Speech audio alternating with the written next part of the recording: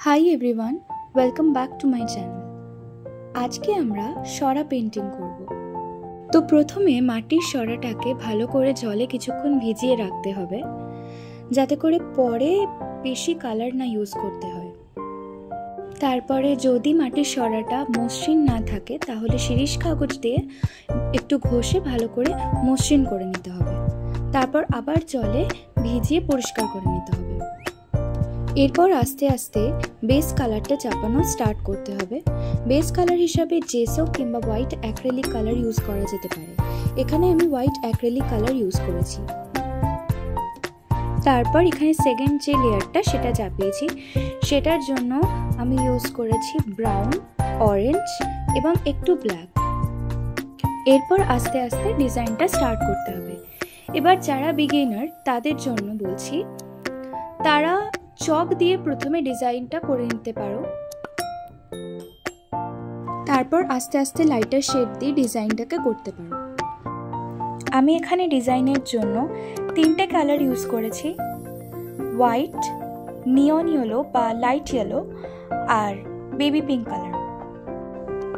মধ্যখানের দিকটাতে আমি পদ্মে ডিজাইন করেছি হোয়াইট দিয়ে এবং চারিদিকটা ইয়েলো দিয়ে বর্ডার করেছি। এই পদ্মের ডিজাইনটা সরা ছাড়াও থালা কিংবা গ্লাসেও ইউজ করা যেতে পারে।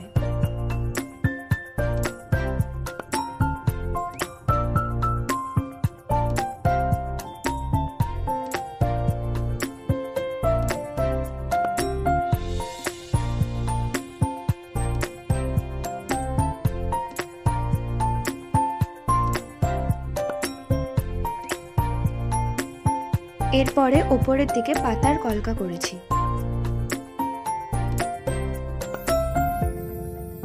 এরপর ধারগুলোতেও ইয়েলো আর হোয়াইট দিয়ে কিছু ডিজাইন করেছি।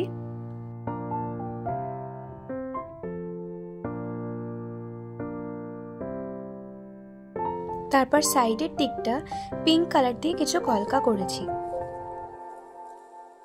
তারপর এখানেও কিছু পাতার কলকা করেছি এবং সব শেষে সেই কলকার মধ্যে ইয়েলো কিছু ডটস দিয়েছি।